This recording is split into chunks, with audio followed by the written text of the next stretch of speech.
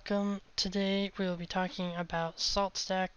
The last month or two I've been learning it a bit, and I put together a presentation which we will go over here for my colleagues at work, just a kind of getting started guide, and I figured you guys might benefit from it as well. This is geared primarily towards people who have never touched salt, just want to kind of get the ball rolling, figure out what it is, how to get started. If you have any experience with saltstack, you're probably not going to find really any benefit to this video. And I am by no means an expert myself, so if you are a veteran and you do watch and you see any mistakes, please feel free to call them out in the comments below. But yeah, this is just kind of a getting started guide, nothing too crazy. So we'll dive right in. I may do a technical write-up later if there's enough interest. I know a lot of people usually prefer things like that versus a video. Granted, this is a PowerPoint, kind of a roundabout way. But anyways, there are some audio sounds throughout the PowerPoint. Some of them can be a bit loud, so if you are on headphones, this is a warning just to look out. So let's dive in. Welcome aboard, Captain. All systems online.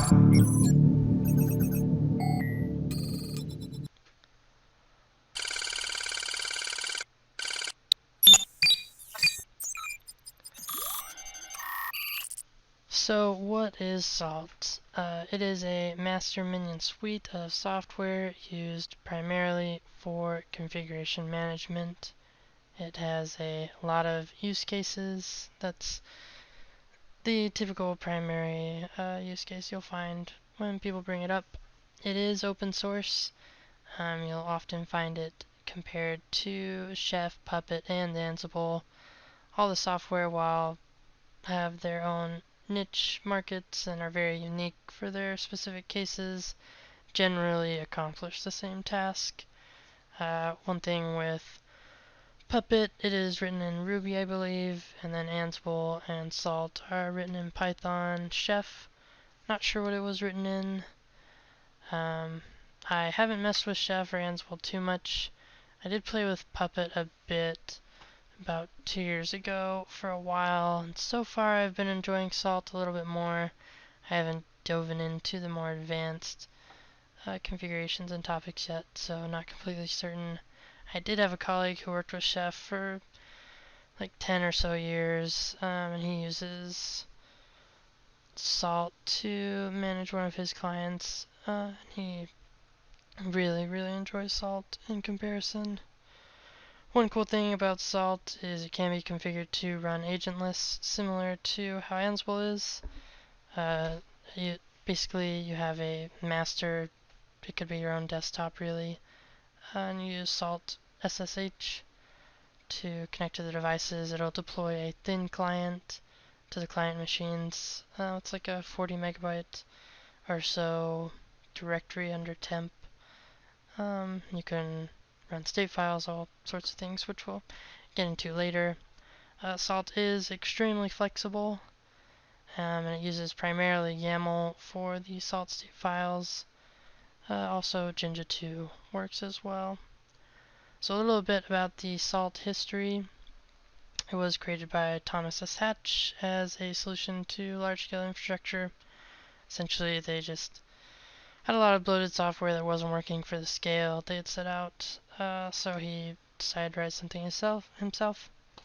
It is written all in Python, and it was built using the 0MQ messaging library for every network layer.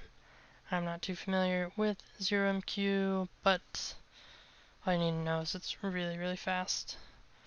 Salt was made ideally with speed and scalability in mind. The first stable version was released November 11th, 2011, so getting close to 9 years ago. Pretty wild. I think the beta version was released in March of that year. It is open source, as mentioned previously, and if you do want to view it on GitHub, the link is there. I have raised just an issue on a bug, and the community is pretty responsive, pretty active, so that is really nice.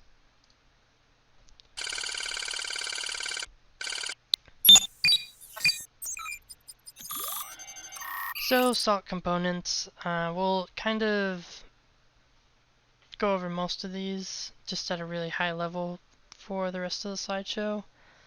But this is just kind of an index brief, kind of what they are before we dive into them a little bit more.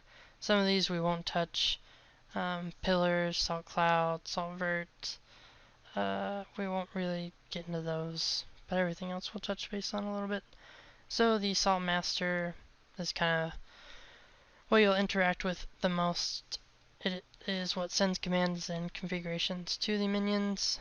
Then the salt minions themselves, you could have one, you could have thousands. They are what receive configurations and commands from the master. Then there are execution modules, which are ad hoc commands useful for monitoring inventory. Looks like I did not finish that sentence there. I have a couple typos too. But yeah, those are really handy. We'll go over some examples.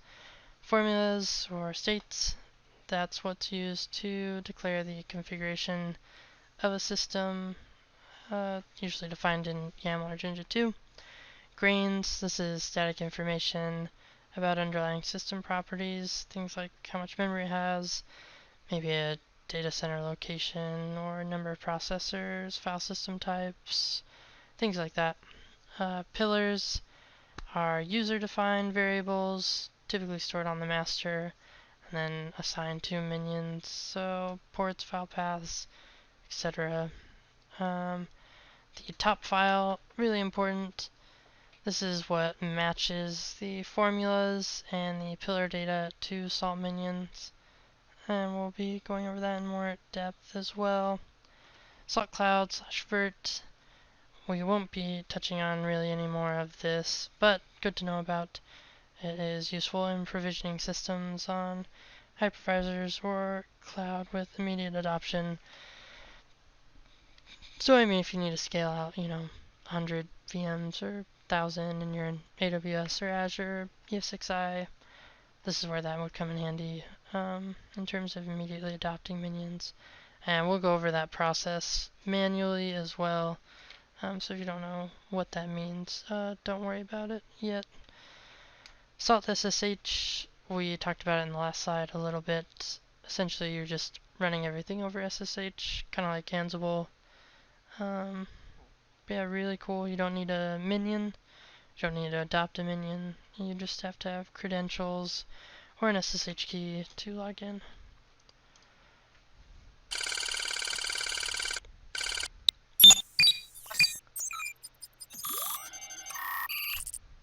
Alright, so on the bottom right you'll see a GIF. It's essentially just writing down all the steps that I have in the top left box. Throughout the video you'll see a number of GIFs. I probably won't spend too much time on them. If you do need to see the output, you're welcome to pause or slow down the video, go back after I've talked or anything like that. But here we'll be covering the master installation. If you're doing it manually, just to give you kind of an overview of what's it like and what's going on. So super simple. First, just install yum utils and make sure systemd is installed as well. There may be another systemd package, but if you're doing this on CentOS 7, CentOS 8, RHEL 8, RHEL 7, Oracle Linux, Amazon Linux, things like that, anything with systemd, those packages should typically be included. But yeah, so you'll install those. Next you'll install the repo for RHEL 7. I didn't mention it previously, but this guide will be centered around RHEL/CentOS 7. Next, you'll just install the salt master package. All these salt packages are pretty easy to figure out their naming conventions. It's just salt hyphen whatever you need. So salt hyphen SSH, salt hyphen master, salt-minion, salt-cloud, and so on. Next, the only ports that Salt needs open are 4505 and 4506 TCP, so this can be changed in the master configuration file.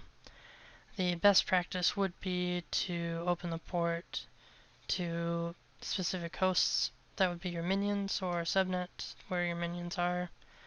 So I listed an example of a rich rule where, let's say your minions are in 10.10.5. This will open those two ports to everything in that subnet. Next, you'll reload firewall D to make sure the rule gets added, and then you'll enable and start the master service. So pretty straightforward, just a couple of copy and paste, nothing too complex.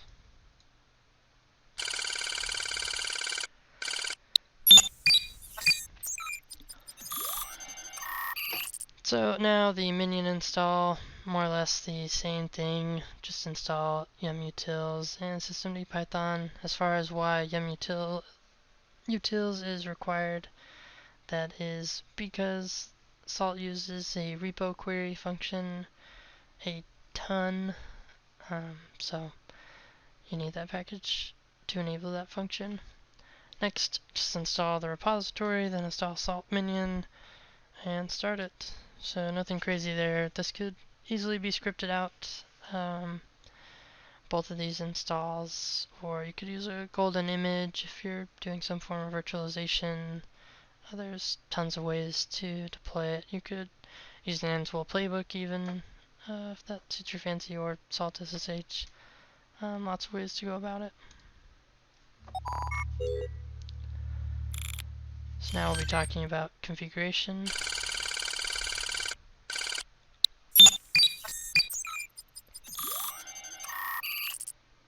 Alright, so we'll have a GIF kind of highlighting this process in the next slide. But as far as adopting a minion and then configuring the minion in master, it's pretty straightforward.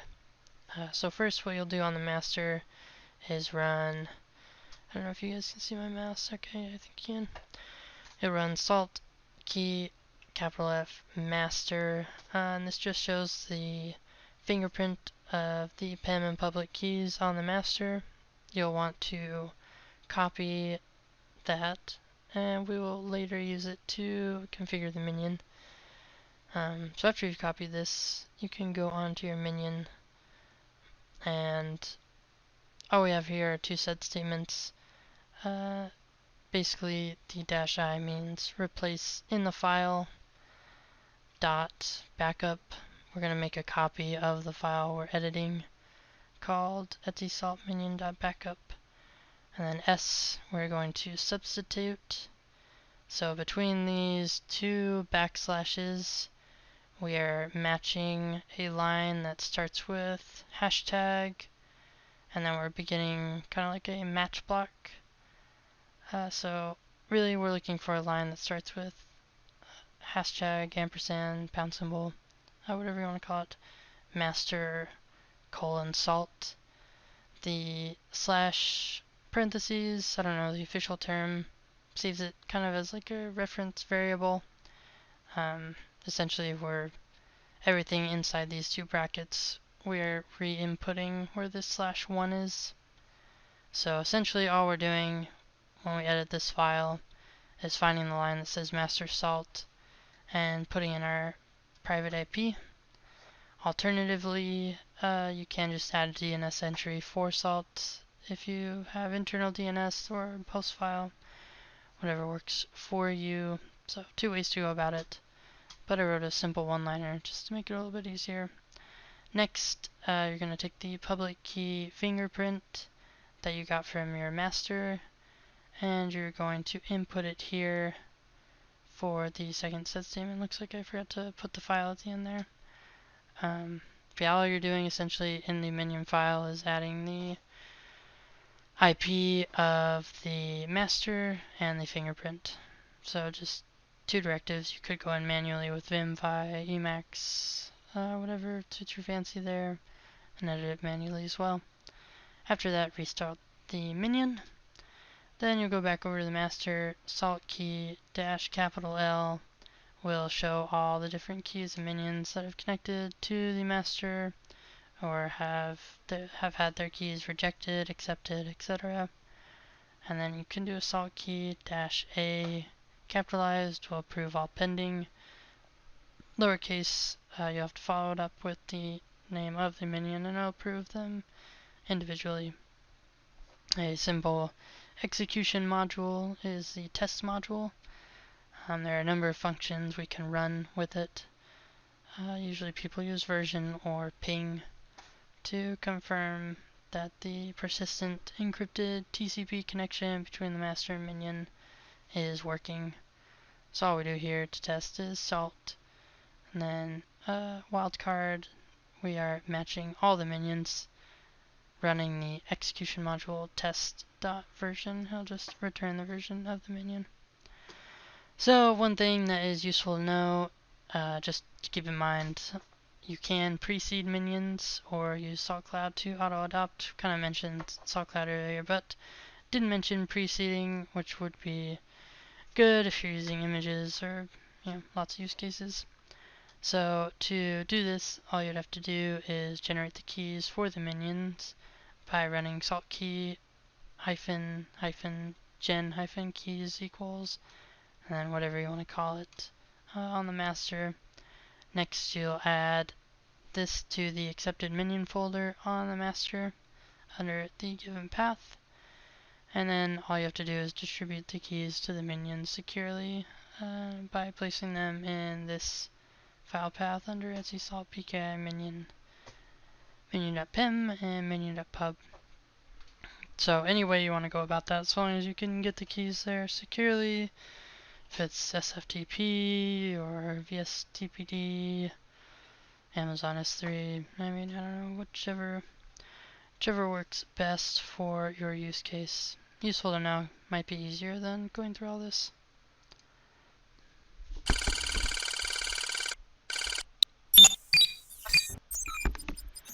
So this is kind of just showing what we talked about here. We're printing out the fingerprints of the master, the public, and the PEM. We saved the bottom one, the master.pub, and you can see on the first and second minion that we have on the top and bottom right, we're just inputting the IP address and the fingerprint, then restarting the minion. We'll come back over here, check for the keys, accept them, and run a test command. So pretty simple. You can see the loop again. The whole thing took, it's a little bit sped up, but the install process, even if you're doing it manually through a configuration process for 2 minions, takes maybe 5-10 minutes. That's doing it without any real automation. So really straightforward, nothing too crazy.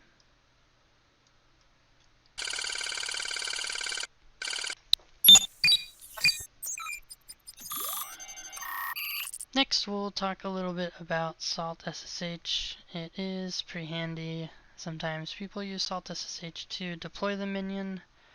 There's lots of use cases for it. Very similar, at least in speed and operability, to Ansible.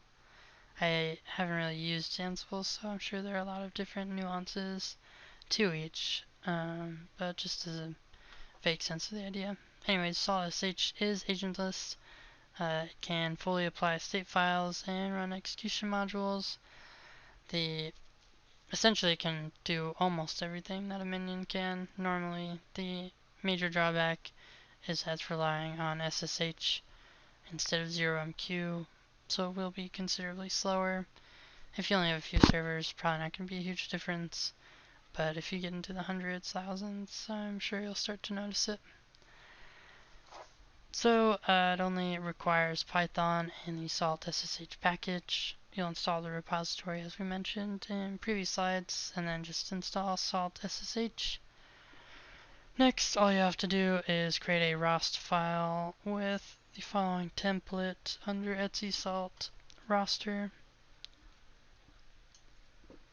Sorry, I had to get some water. This is just kind of the format of what the file would look like for each host. So we have, web1 host lists the IP address, the user password, and whether to sudo to root. For the password, if you omit it, then it will look for keys instead. There are a number of configuration options you can pass to this, such as changing. So with salt SSH, we mentioned it a little bit earlier. It will essentially copy a number of files over depending on your Python version to the client to /temp. Just kind of a thin minion client. It's like 40 megabytes or so of data. But you can control where that gets set and a bunch of other things. So really simple to get started. Just install a package. Set up a quick file with credentials. If you do use keys, they're automatically generated under here, or you can just move your own personal keys in there if that's easier. And then you can copy the keys to the destination servers or create an image with the public keys already accepted. You can execute commands and modules in the same way as a standard salt command. So really neat, very handy. Not as fast as a normal master minion setup, but there are sometimes specific use cases where you might not be able to deploy a minion for a number of our clients. Salt SSH in particular does seem to be useful, as we can't install minions on their servers due to change control and things like that.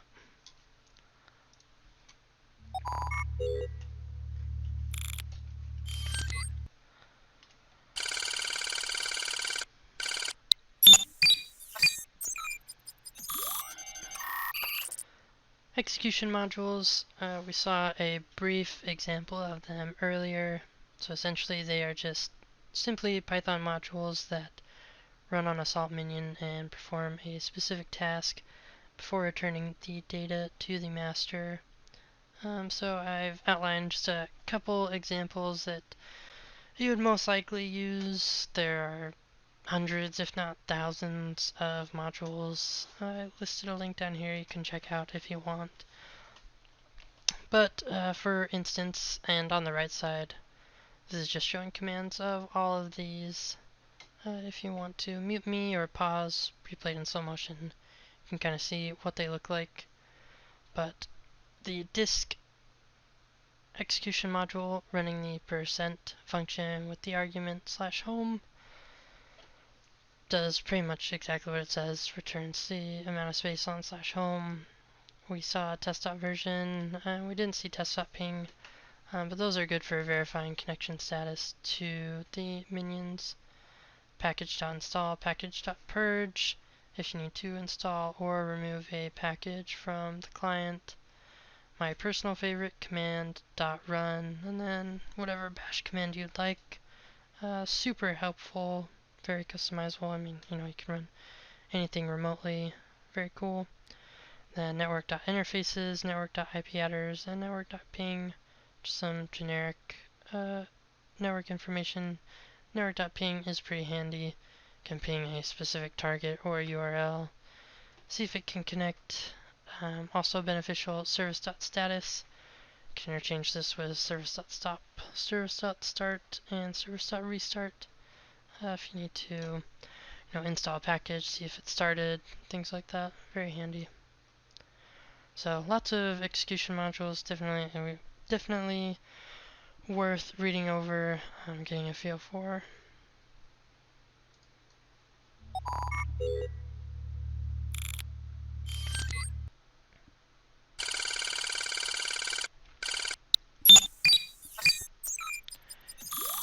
Grains are pretty important, very good to know about as well. They are, as we mentioned earlier, static data about the underlying system.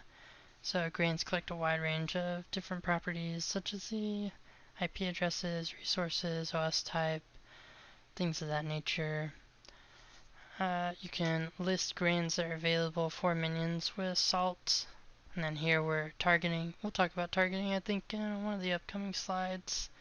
In this case, we're just doing wildcard, which will target all our minions. For the purposes of the slides, we only have 2 minions. But salt, target, then we're running execution module grains.ls. So just listing the grains that are available. If you want to list all the values of the grains, so a little bit more verbose, gives you a bit more information. Same thing, but just changing the function from ls to items. If you don't want the entire list and you just want to pull the value for a very specific grain, then you can do .get and the grain, or you can do, I think, .get, so fetch or get, either one works. You can also set custom grains with the grain execution module, but that will be in the link from the previous slide if you want to read more about it. As far as creating custom grains, you can do this in the minion configuration file or in the etc salt grains file on the minion itself. Note that the minion config file will take priority over etc salt grains. So we did that over here a little bit earlier. Super nice. You saw one of them. Actually, here it goes. Yeah, here we're creating a roles grain, defining its web server and Reddish cache, and then another grain for data center, setting it to DFW. If you do change grains, just make sure you refresh them with, and we're running it here, saltutil.refresh modules. Generally, they don't need to be refreshed too often. They're pretty static, but good to know nonetheless.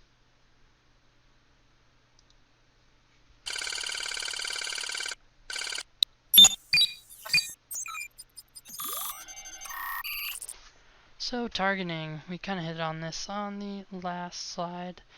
This is essentially how the master knows which minions to direct when sending a command or applying a configuration, salt state file, and so forth. So to target a minion specifically by its name, you just do salt quote the full name of the minion, and then whatever command or execution module you would like to run against it. Targeting does support globbing, so you could do salt star minion star or just salt star. In that case, it'll target everything that has minion in the name.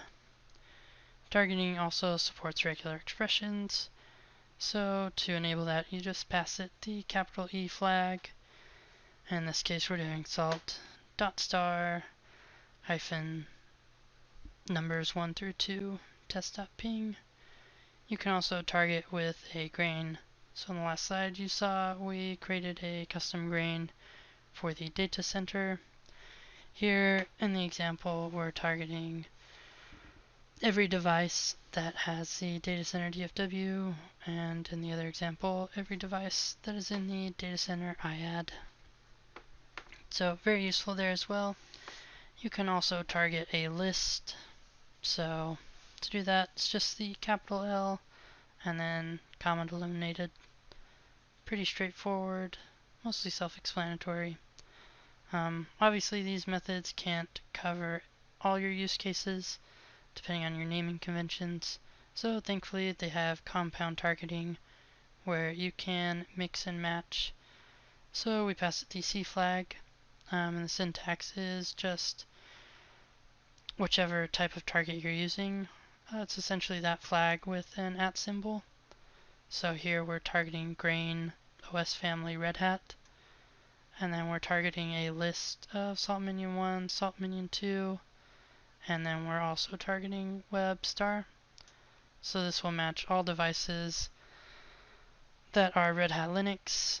It will also match salt minion 1 and salt minion 2 and all the web servers. Very useful to know.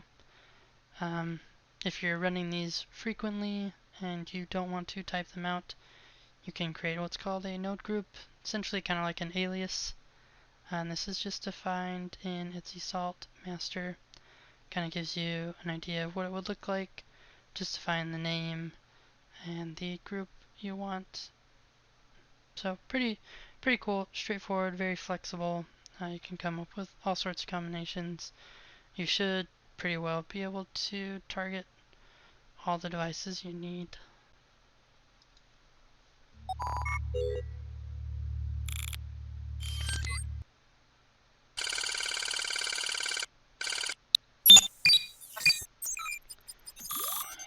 So state files, these are kind of the meat of Salt. It's the beefier part that you'll use to configure your minions. So what are states? They're defined parameters that outline how a system should be configured. The core of the state system are the salt state files, commonly referred to as SLS files. So SLS files are primarily just dictionaries, lists, numbers, strings in a YAML format, or Jinja 2. Jinja 2 is usually for conditionals. So the SLS files will reside under /srv/salt, the module name, whatever you come up with, and then file.sls. You can change this path in the master config if you would like. So if you have a SLS file and you want to apply it to a minion directly, the syntax would be as follows: salt, whatever you target, bring up the state execution module, execute state file, and then the module name for that file. Note that there is a file system hierarchy, which is very nice, where you can share files to minions. In the SLS file, it may be referenced as salt:// but this instead can just be substituted for /serve/salt. As an example, in a state file, you might have a file located at salt://sshd config, and basically on the master, this would be located under /serve/salt/ssh/sshd config.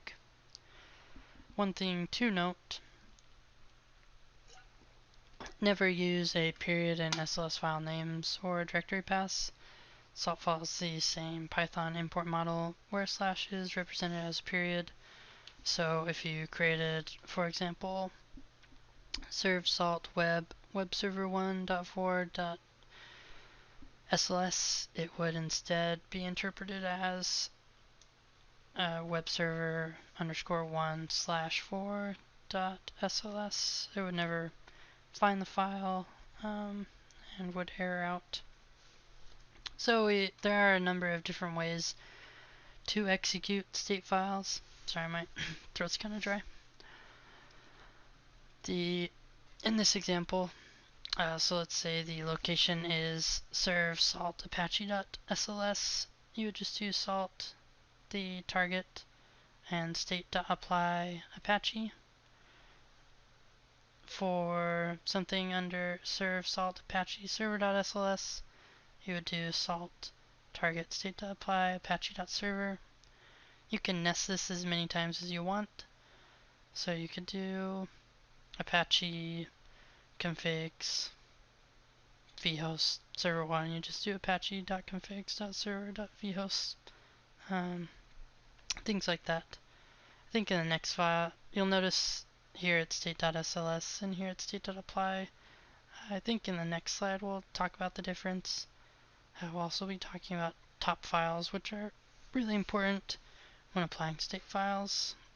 But enough about that. An example of a state file, this is just kind of really basic bread and butter, what something super generic, most likely one of the first things you'd write, would look like. So this would be if you were installing some packages. So first we have what we're calling it common packages. Now we're calling the execution module package.downloaded, and we're just supplying it a list of packages to install.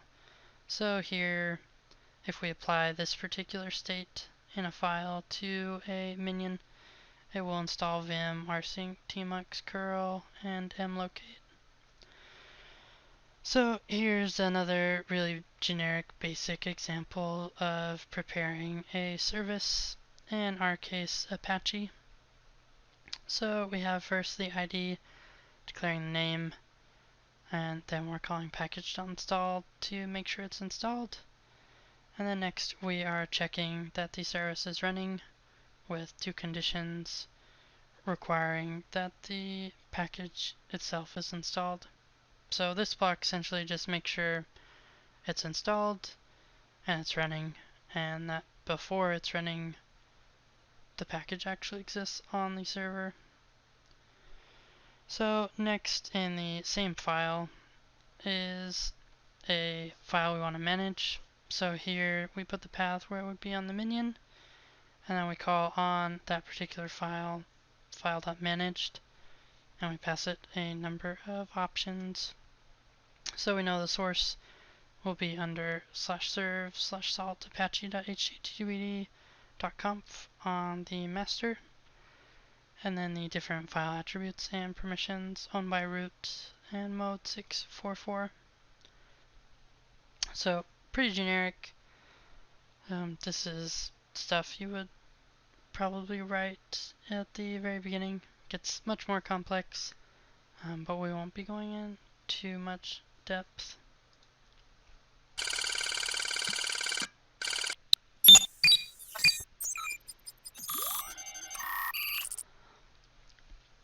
So top files, we briefly mentioned them in the previous slide. A top file is a file at the top of the directory hierarchy for state files, also commonly referred to as the state tree.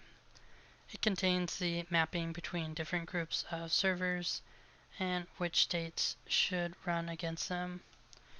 So I have an example here, just to kind of give you an idea. The devices with a minion ID matching web will have Apache applied, and DB will have MySQL.database applied.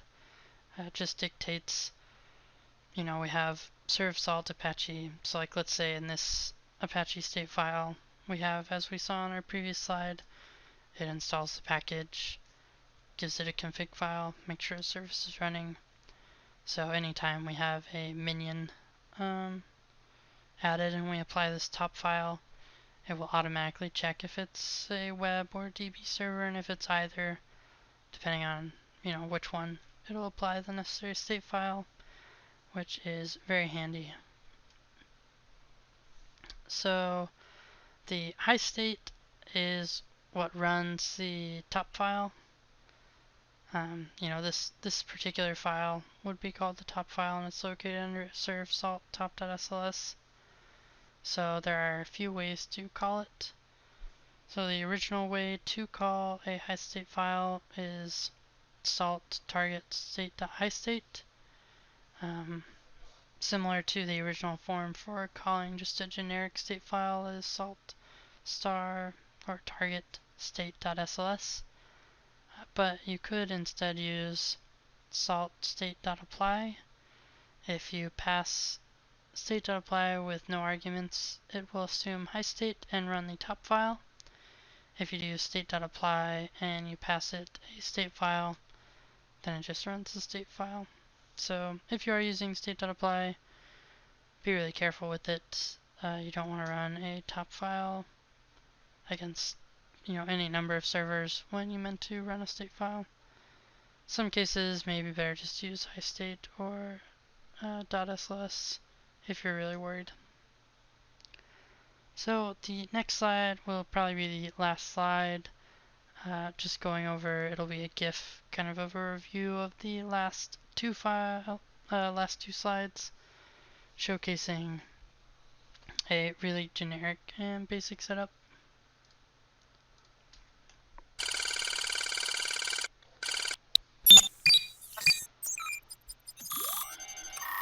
So here you can see we are creating our top file. So every single minion will get the generic save file applied, minion 2 will get web, and minion 1 will get cache. So in generic SLS, similar in our examples we saw 2 slides ago, all we're going to do is install a few packages, tmux mlocate and dos2 Unix. Next we will create the web init.sls, and all we're going to install here, same thing as in the examples, just showing you what it would look like if you wrote it out. Hopefully give you a little bit better idea. Since this is a PowerPoint, we can't really dive into the terminal ourselves. Just kind of showcasing what it looks like. Also gives you a kind of good view of the directory tree. For configuration files, I took just generic base configurations, nothing super crazy, and pasted those in. For a web server, we're using Nginx. For our cache, we're using Redis. Same thing here, just determining that Redis should be installed, make sure it's running, point the config file at it as well as the specific attributes. And now here we're populating the config file with just a very generic configuration. So now we're gonna go ahead and run the high state, which is the top file. It should automatically apply all those to all these servers. Takes, I think, around 24 seconds the first time, so not too bad. But it does output a really nice, in-depth, pretty verbose output of all the changes. It shows in green and red if there were any errors. I run into a few errors, and it's pretty good about telling you what they are and where they are. So anytime you run a state, the output is very verbose. If you need to go back and see it, you can look at it in the log files under varlog salt, I believe. But yeah, that's pretty much it. Nothing too complex. Hopefully this is enough to kind of get your feet wet if you're looking to start and you just weren't really sure where to begin. It certainly can be overwhelming. There's much more to it than this, especially when it comes to pillar data. It can be very useful and very powerful. If you guys have any questions or run into any issues when you're trying to do this yourselves, let me know. If you need more resources, the SALT website and their documentation has improved greatly over the last few years. And a lot of this slideshow really was just going over their beginner documentation. It's pretty well written. They have a number of labs.